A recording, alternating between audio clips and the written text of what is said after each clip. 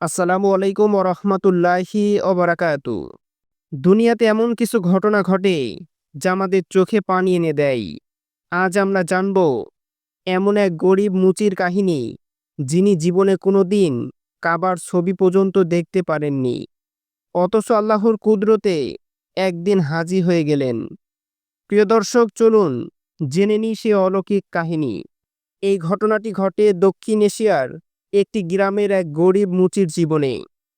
তার নাম আব্দুল কাদের।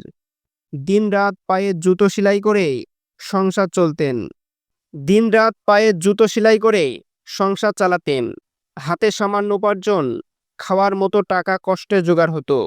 অথচ তার অন্তরে ছিল একটাই বড় স্বপ্ন, একবার যদি জীবনে হজে যেতে পারতাম। কিন্তু কিভাবে যাবেন? হজের খরচ শুনেই চোখে পানি আসতো। তবু তিনি হাল ছাড়েননি। প্রতিদিন ভোরে ফজরের নামাজ পড়ে দুহাত তুলে আল্লাহর কাছে কান্নাকাটি করতেন। হে আল্লাহ, আমি গরিব, তারপরেও তোমার ঘর দেখতে চাই। আমাকে তুমি কাবার জিয়ারতের তৌফিক দাও।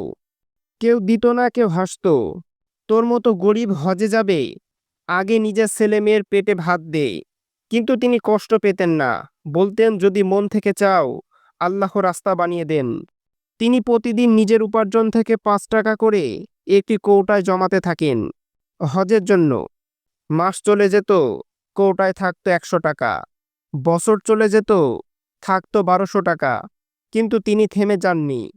একদিন এক ধনী ব্যবসায়ী তার কাছে জুতো সেলাই করতে এলো। কথা প্রসঙ্গে মুচি বললেন, হুজুর, আপনারা তো প্রতি বছর হজে যান, আমি শুধু স্বপ্ন দেখি। সেই ব্যবসায়ী কিছু না বলে চলে গেল। পরের দিন সকালবেলা সেই ব্যবসায়ী এসে একটি খাম দিয়ে বলল, এটা রাখেন, ইনশাআল্লাহ এবার আপনি হজে যাবেন। আমি আল্লাহর ঘর থেকে ফিরে দোয়া করেছিলাম, আল্লাহ যেন আমাকে এমন একজন বান্দাকে দেন যিনি হকদার হজের। আপনি সেই ব্যক্তি। মুচির চোখের পানি কাঁদতে কাঁদতে বললেন, আপনি মানুষ না, আপনি হয়তো আমার দোয়ার উত্তর। সেই বছর আব্দুল কাদের প্রথমবার বিমানে উঠলেন। জীবনে কখনো গ্রাম ছাড়েননি। এবার গেলেন সৌদি আরবে, পবিত্র কাবা শরীফে।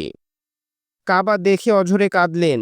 বললেন, হে আল্লাহ, তুমি শোনো, তুমি দেখো, আমি কেবল জুতো সেলাই করি, তুমি আমাকে হাজি বানালে। প্রিয় দর্শক, এই ঘটনা কি শেখায় আমাদেরকে? আল্লাহ কাউকে ছোট করেন না। যে মন থেকে চাই, আল্লাহ তার জন্য দরজা খুলে দেন। গরিব হওয়া দোষ নয়, মন এবং নিয়ত শুদ্ধ হওয়া চাই। আল্লাহ রহমত সীমাহীন, অলৌকিক ঘটনার হক। প্রিয় দর্শক, এই মুচির মতো আমরাও যদি অন্তর থেকে চেষ্টা করি, অন্তর থেকে চাই, আল্লাহ নিশ্চয় কবুল করবেন। তাই চলুন আমরা সবাই নিয়ত করি, অন্তর থেকে আল্লাহকে ডাকব। এরকম আরো ইসলামিক এবং অনুপ্রেরণামূলক গল্প পেতে আমাদের চ্যানেল বাংলা স্টোরি 101কে সাবস্ক্রাইব করুন। আর দোয়া করবেন, আল্লাহ যেন আমাদের সবাইকে একবার হজের তৌফিক দেন।